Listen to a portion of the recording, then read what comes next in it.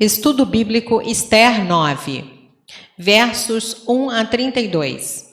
Chegado o dia fatídico, os judeus se defenderam eficientemente com a ajuda das autoridades e mataram 500 homens em Suzã, incluindo os 10 filhos de Ramã.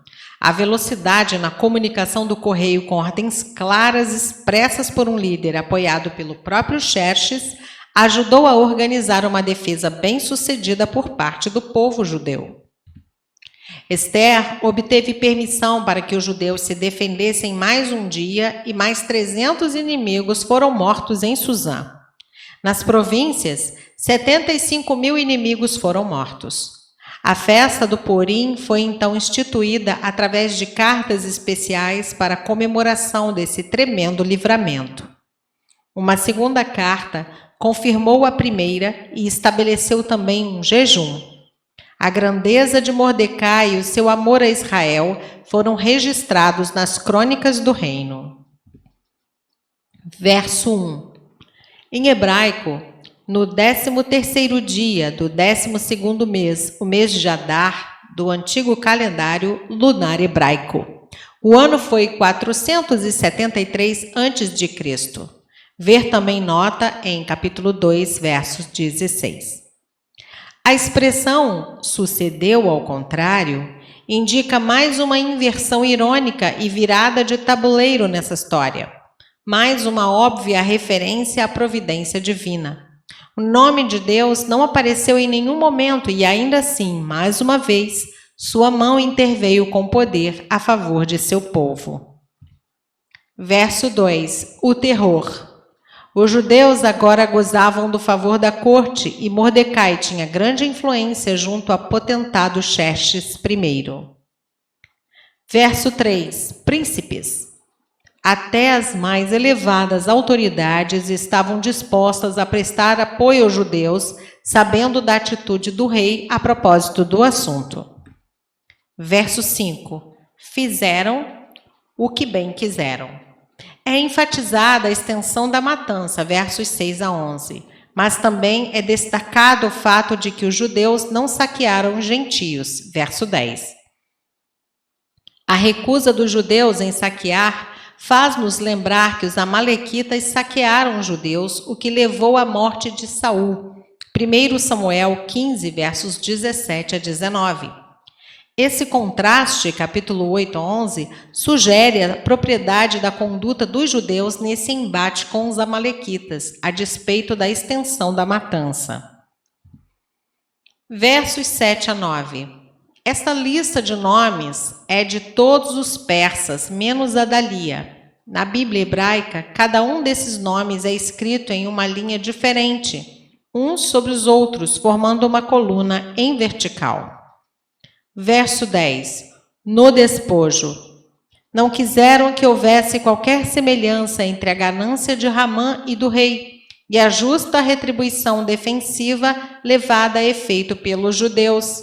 Veja-se como o despojo foi visado na barganha entre Ramã e o rei. Capítulo 3, versos 9 a 11 e 13, capítulo 7, verso 4 e notas. Aqui, apesar de possíveis exageros humanos, como o enforcamento dos filhos mortos de Ramã, tende-se a contrapor uma busca pela vingança pessoal de Ramã, apoiada num amor egoísta, com a sede de justiça de Mordecai, 2 Coríntios 7, versos 8 a 11, que sofreu e defendeu a vida de seu povo, crendo que estava sendo um canal da providência de Deus para exercer a sua justiça. Verso 11. O número de mortos. Desde os primórdios, essas contagens eram feitas nas frequentes guerras que ocorreram na área da Mesopotâmia, de onde surgiram os primeiros impérios. O rei, havendo já sacrificado a vida de 1 milhão de soldados na guerra contra a Grécia, pouco se perturbou e ainda se prontificou a completar até o que não constava no pedido de Ester. Verso 12. Verso 13. Conceda-se aos judeus que se acham em Suzã, que também façam amanhã segundo o edito de hoje. Verso 13. Ao que parece, Esther sabia de alguma conspiração persa para atacar os judeus no dia seguinte também, e por isso pediu permissão para os judeus se defenderem novamente. O rei atendeu ao seu pedido e assinou um novo decreto, permitindo aos judeus que matassem seus inimigos em Suzã no dia 14 de Adar também, pois o decreto de Mordecai especificara apenas um dia para os judeus se defenderem dessa maneira. Capítulo 8, verso 13. Este decreto adicional foi obedecido, verso 15, e mais 300 persas foram mortos em Suzã. Assim, o decreto do verso 14 não se referiu especialmente ao empalhamento dos corpos sem vida dos filhos de Amã. Versos 14b, Deuteronômio 21, 22 e 23. Dependurem em forca os cadáveres dos 10 filhos de Ramã. Eles já tinham sido mortos, versos 6 a 10. Mas essa exposição pública dos seus corpos era uma vindicação aberta do povo de Deus, uma prova inegável de que a providência de Deus desvia os mais terríveis planos do inimigo, empregando às vezes meios que parecem ser naturais, acidentais ou mera coincidência. A chave dessa vitória final estava na confiança de Mordecai, de que Deus sempre teria um meio de socorrer o seu povo. Mesmo quando o ser humano se recusasse a fazer sua parte, capítulo 4, verso 14, e na petição de Esther para que os judeus fizessem uma grande reunião de oração a Deus, rogando suas bênçãos sobre a que se via obrigada a desempenhar o seu papel nesse livramento. Verso 16. Tiveram sossego dos seus inimigos. O descanso concedido aos judeus nessa ocasião tornou-se a base da celebração anual da festa de Purim. Verso 22. Verso 17. Depois de sua vitória sobre seus inimigos persas, os judeus fizeram uma festa e descansaram. Seria um dia de ações de graças a Deus pela maravilhosa libertação operada. Os judeus da capital tiveram 2 dias de lutas, versos 13 e verso 18, e então foi resolvido que nos anos futuros, aquelas datas, 14 e 15 de Adar, seriam celebradas. Em hebraico, no 13º dia do mês de Adar e no 14º dia do antigo calendário lunar hebraico. O ano foi 473 a.C. Verso 18. Em hebraico, no 13º e no 14º dia, e descansaram no 15º dia do antigo calendário lunar hebraico. O ano foi 473 a.C. Ver também nota em capítulo 2, verso 16. Verso 19. Esse dia do antigo calendário lunar hebraico caía entre fevereiro e março. O povo do Oriente, além de convidar os amigos às festas, mandavam porções àqueles que não podiam ir e também davam oportunidade aos pobres de compartilharem de alguma coisa. Deuteronômio 16, verso 14. E de mandarem porções dos banquetes uns aos outros.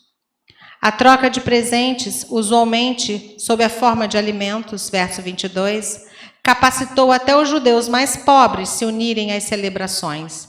Neemias 8, versos 10, 12 e Deuteronômio 16, versos 11 e 14. E serviu de exemplo adicional dos cuidados providenciais pelos oprimidos, neste caso dentro da própria comunidade judaica. Versos 20 a 32.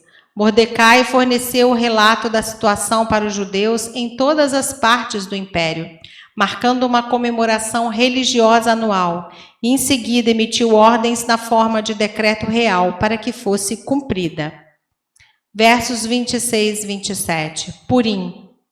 A festa de Purim, precedida por um jejum, ainda se observa da noite que inicia o dia 14 de Adar, data que mudou atualmente em nosso calendário, já que não é o mesmo que se usava. Na manhã seguinte, seria lido o livro de Esther inteiro, em grego ou em hebraico, ou na língua entendida pela congregação ouvinte.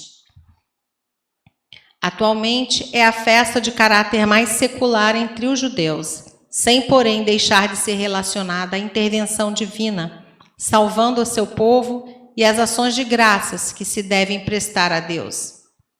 Cada festa religiosa israelita tem por base comemorar algum ato de Deus realizado no passado que revelara seu amor, ou algum ato de salvação prenunciado pelos sacrifícios.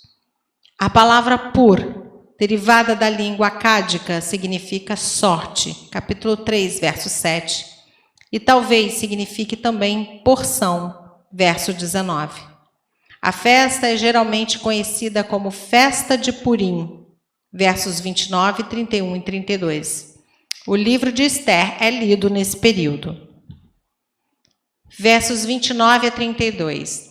Esther e Mordecai enviaram uma carta final oficial acerca do Purim, que colocava a festa dentro do arcabouço das práticas israelitas mais estabelecidas do jejum e da lamentação. Verso 31. Dessa maneira, a festa de Purim tornou-se uma celebração religiosa oficial dos judeus, uma tarefa que o autor do livro de Esther parecia considerar importante por causa da origem não mosaica da festividade. Talvez Esther e Mordecai já observassem esse período de oração há diversos anos, capítulo 4, versos 15 a 17, e achassem que seria bom transformá-lo em um costume nacional. E se escreveu no livro, verso 32. Não no livro de Esther, mas no livro no qual Mordecai registrou os acontecimentos, verso 20, e talvez serviu de fonte básica para o livro de Esther.